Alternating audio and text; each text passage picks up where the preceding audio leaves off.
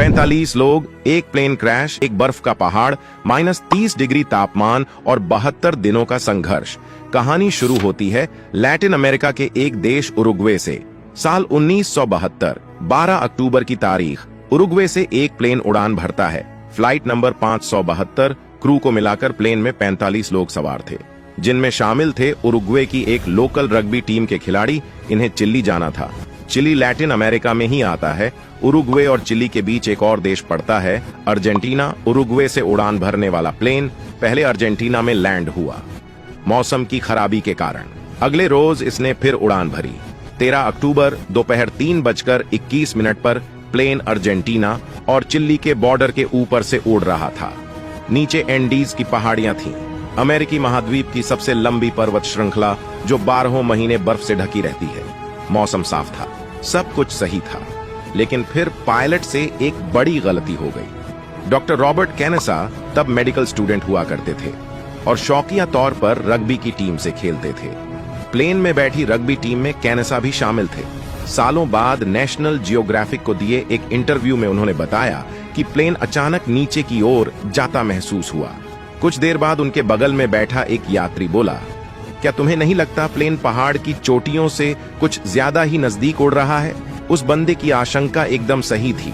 कोई कुछ समझ पाता। इससे पहले ही प्लेन तेजी से नीचे की ओर गिरने लगा। पूरे प्लेन में चीख पुकार मच गई। डॉक्टर कैनेसा को लगा ये शायद उनकी जिंदगी का आखिरी दिन है।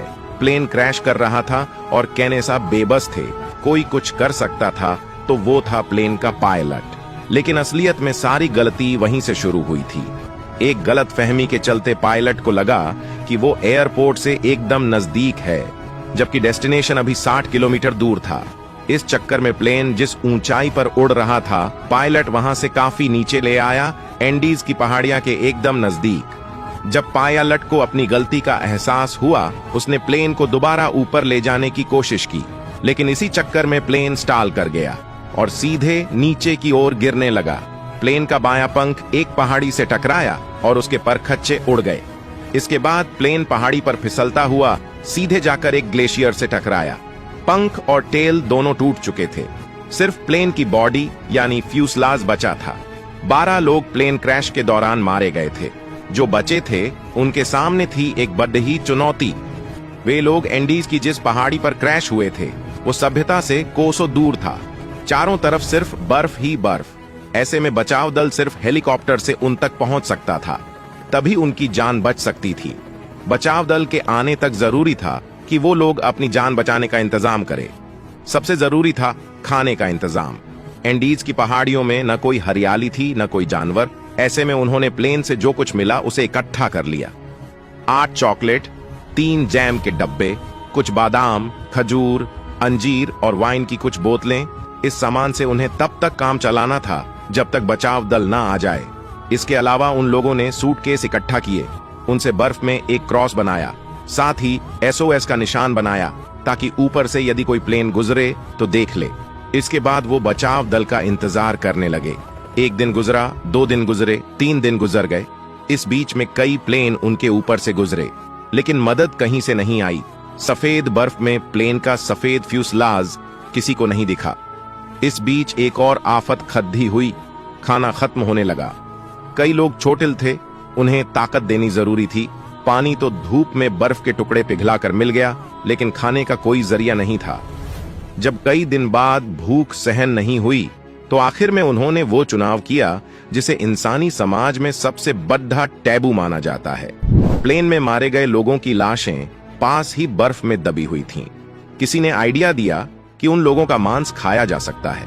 आइडिया प्रैक्टिकल था, लेकिन इंसानी मांस सुनते ही सबके मन में सिहरन दौड़ गई, खासकर तब जब ये लाशें उनके अपने दोस्तों और रिश्तेदारों की थीं। नेशनल जियोग्राफिक से बात करते हुए डॉक्टर रॉबर्ट कैनेसा बताते हैं, मेडिकल स्टूडेंट होने के नाते उन्हें पता था कि इंसानी मांस या जानवर के मांस में टेक्निकली कोई अंतर नहीं होता, लेकिन जब मांस काटने की बारी आई उनके हाथ कंपकपा उठे। हालांकि जान बचाने का कोई और रास्ता नहीं था, इसलिए उन लोगों ने आपस में बात कर एक दूसरे से एक वादा किया। वादा ये कि अगर किसी की मौत हो गई तो वो व्यक्ति भी यही चाहेगा कि दूसरे लोग उसका मांस खाकर अपनी जान बचाएं। अंत में यही किया गया। मारे गए लोगों का कच्चा मांस खाकर उन्होंने खुद को जिंदा रखा। सिर्फ 2 लाशों को छोड़ डीएच दिया गया, एक जो ग्रुप के एक सदस्य की मां थी और एक छोटा सा बच्चा जो किसी का भतीजा था। इंसानी मांस के सहारे उन लोगों ने कई दिन गुजारे। रात को सर छुपाने के लिए प्लेन की बॉडी का इस्तेमाल किया और सीट की रुई निकालकर उनका कंबल बनाया। रात को कई बार ठंड इतनी बढ़ जाती थी कि पेशाब करने बाहर नहीं जा सकते थे। ऐसे में उन्होंने रग्बी की उन बॉल्स का इस्तेमाल किया जिन्हें वो खेलने के लिए लाए थे। जो भी हो सकता था वो सब उन लोगों ने किया, तब तक जब तक किया जा सकता था। हालांकि मुसीबत दिन पर दिन बढ़ती जा रही थी।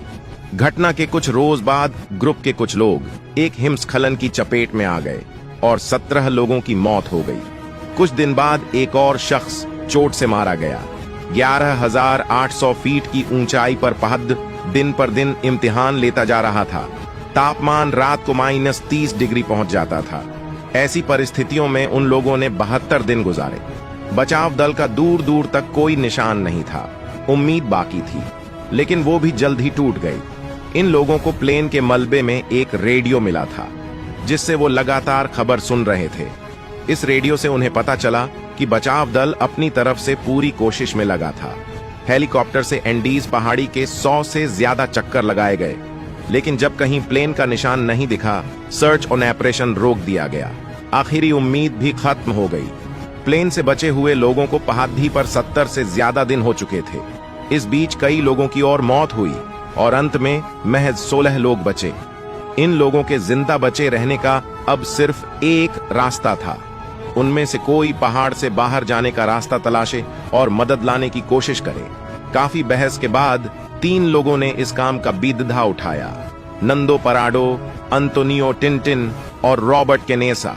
तीनों ने खाने का कुछ सामान लिया और सफर पर निकल पड़े। कुछ दूर जाकर किस्मत से उन्हें पानी की एक धारा मिली। उम्मीद और बढ़ गई थी, लेकिन तीनों ने तय किया कि टिंटिन लौट जाएगा ताकि खाने का सामान ज्यादा दिन चले। 2 लोग आगे बढ़ते रहे। कुछ दूर जाकर उन्हें एहसास हुआ कि आगे बढ़ने के लिए 15,000 फीट का एक पहाड़ पार करना जरूरी था। उनके पास पहाड़ चढ़ने के उपकरण नहीं थे, न ही बर्फ पर चलने के जरूरी साजो सामान। प्लेन के टुकड़ों से जुगाड़ बनाकर उन्होंने कुछ जूते बनाए थे ताकि बर्फ पर चल सके। पहाड़ चढ़ना मुश्किल था, लेकिन वापसी का मतलब था पक्की मौत। इसलिए दोनों ने तय किया कि वो पहाड़ चढ़ेंगे और बिना किसी उपकरण के चढ़ भी गए। पहाड़दाच के दूसरी तरफ उन्होंने 10 दिनों तक पैदल दूरी पार की। 63 किलोमीटर की दूरी चलने के बाद दोनों में ताकत का एक कतरा नहीं बचा था। दोनों निडाल होकर वहीं लेट गए, आंखें बंद कर ली। तभी एक आवाज आई, उम्मीद की आवाज। दोनों को किसी घोड़े के टापों की आवाज सुनाई दी। आंखें खोली तो दोनों ने देखा घोड़े के साथ एक आदमी भी है। वो उसकी भाषा नहीं जानते थे, लेकिन फिर भी किसी तरह उन्होंने उसे समझाया कि उन्हें मदद की जरूरत है। उस आदमी ने जाकर अधिकारियों को यह बात बताई। तुरंत एक हेलीकॉप्टर रवाना किया गया और 16 लोगों को बचा लिया गया। ये 16 लोग 72 दिन तक एक निर्मम पहाड़ पर जिंदा रहे थे। पूरे लैटिन अमेरिका में इस खबर ने हलचल मचा दी। लोगों की नजर में ये हीरो थे, इंसानी जज्बे की मूरत। लेकिन फिर जल्द ही इस खबर ने एक स्कैंडल का रूप ले लिया। अचानक कहीं से अफवाह फैल गई कि भूख शांत करने के लिए इन लोगों ने अपने बाकी साथियों को मार डाला और उनका मांस खा लिया। ये झूठ था जिसके पांव नहीं थे।